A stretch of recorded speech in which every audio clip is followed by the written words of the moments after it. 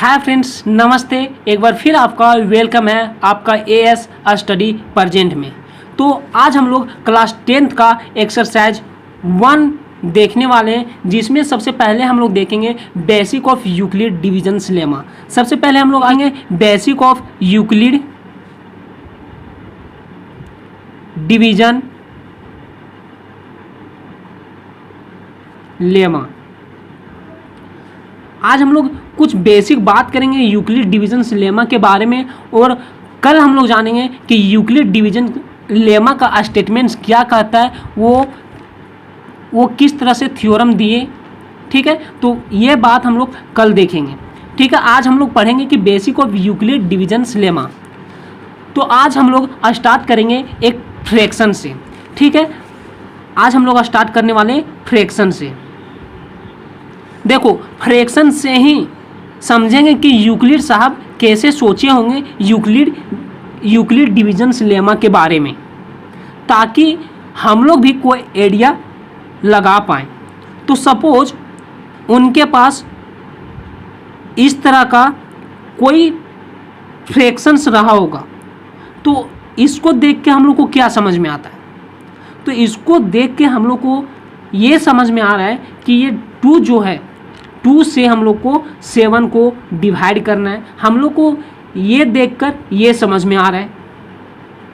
ठीक है, तो क्लास में या बचपन से पढ़ते आ रहे हैं कि डिवीज़न क्या होता है। तो डिवीज़न बताने का हम समझते हैं कि आप लोग को डिवीज़न बताने का कोई ज़रूरत नहीं है, क्योंकि आप लोग डिवीज़न जानते होंगे। तो मैं पहले इसको डिवाइड कर लेता हूँ, उसके बाद आगे क्या करना है वो हम लोग बात करेंगे। ठीक है, अब बोलेंगे आप लोग कि ये आप क्या बता रहे हैं, कि ये आप क्या बचपन से ही सीखते आ रहा हूँ, तो आपको ये एग्जाम्पल लेने की क्या ज़रूरत है? तो मैं इसलिए इस एग्जाम्पल को लिए हैं ताकि आपको बता सके, समझा सके कि यूक्लिड डिवीजन्स लेमा जो है, यहीं से वो कुछ चीज़ को ऑब्जर्व किए और आगे एक थ्योरम हम लोग को दिए, ताकि हम लोग को ऐसी। ठीक है, तो हम लोग बचपन में ये तो पढ़ चुके हैं, लेकिन कुछ इंटरेस्टिंग इस लेमा पे कैसे पहुंचते हैं वो हम लोग आज देखेंगे।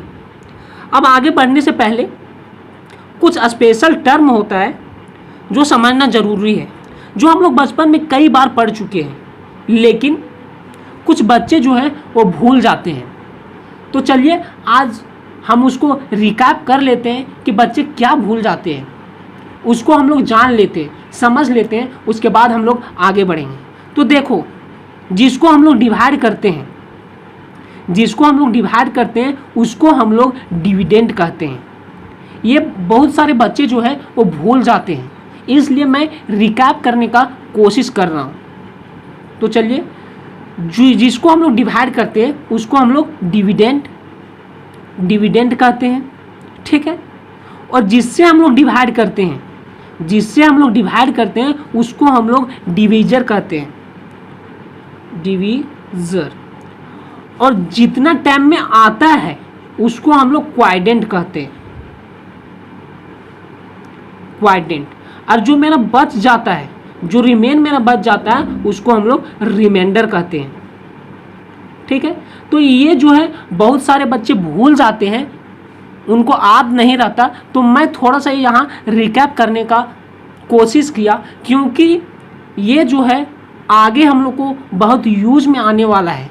इसी से जो है यूक्लिड साहब एक थ्योरम बना दिए जिसका नाम यूक्लिड डिवीजन्स लेमा पड़ा। तो इसको रिकैप करना बहुत ही ज़रूरी था, इसलिए मैं थोड़ा सा यहाँ पे आप लोग को रिकैप करवा दिया।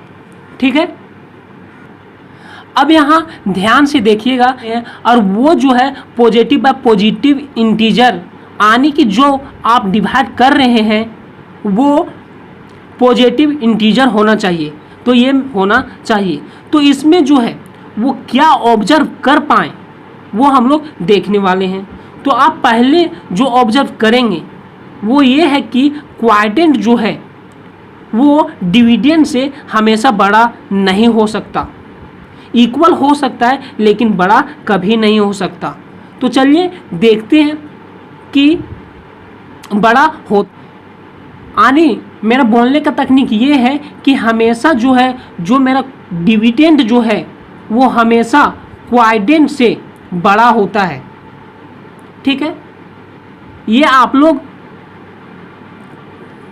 ऑब्जर्व कभी नहीं किए, ना ऑब्जर्व करने का कोशिश किए।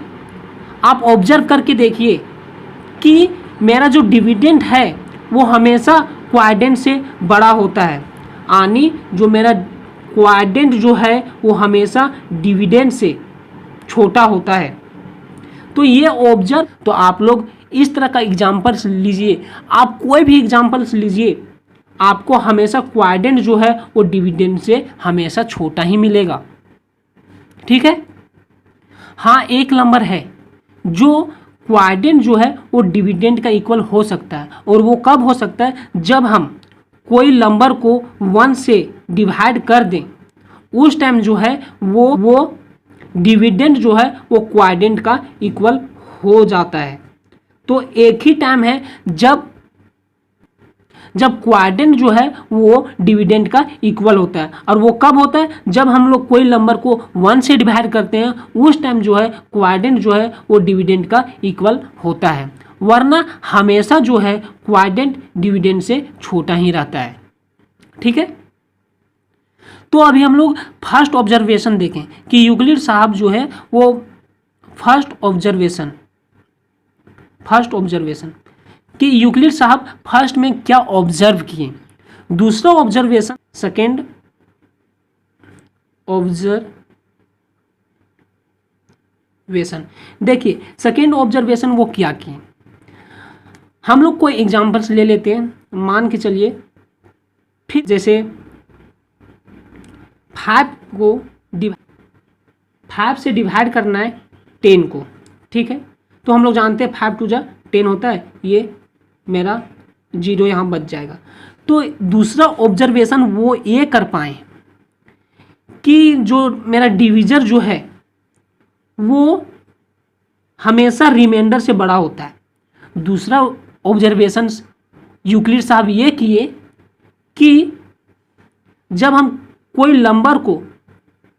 नंबर से डिवाइड करते हैं और रिमाइंडर मेरा 0 बचता है या कुछ भी बचता है, तो हमेशा जो है वो डिविजर जो है वो हमेशा जो है वो रिमाइंडर से बड़ा ही होता है। मतलब दूसरा ऑब्जर्वेशन ये किए कि डिविजर जो है वो हमेशा रिमाइंडर से बड़ा होता है। दूसरा ऑब्जर्वेशन वो ये कर पाए। तो इस तरह से कुछ कुछ ऑब्जर्वेशन किए और वो यूक्लिड डिविजन्स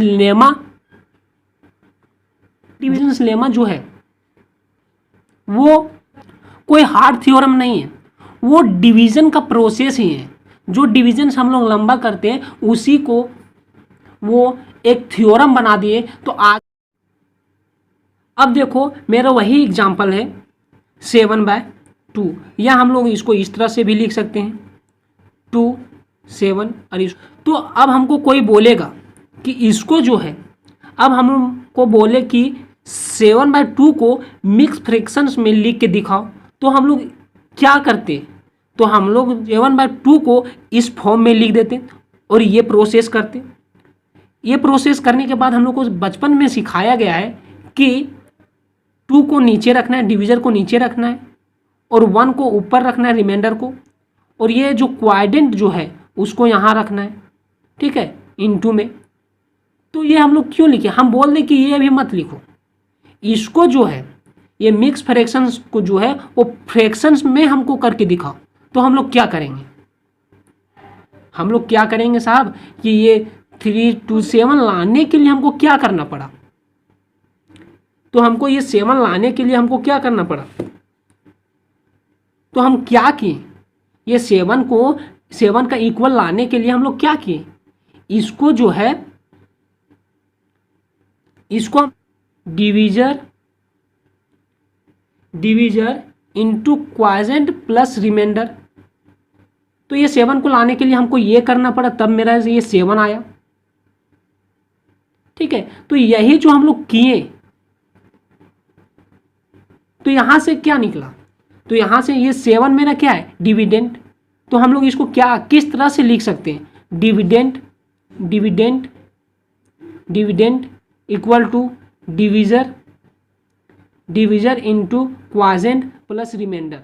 तो यही जो मेरा है, इसी को यूक्लिड डिविजन्स लेमा बोला गया। इसी को, और कुछ नहीं है, इसी को यूक्लिड डिविजन्स लेमा बोल दिया गया। ठीक है, अब ध्यान से सुनना।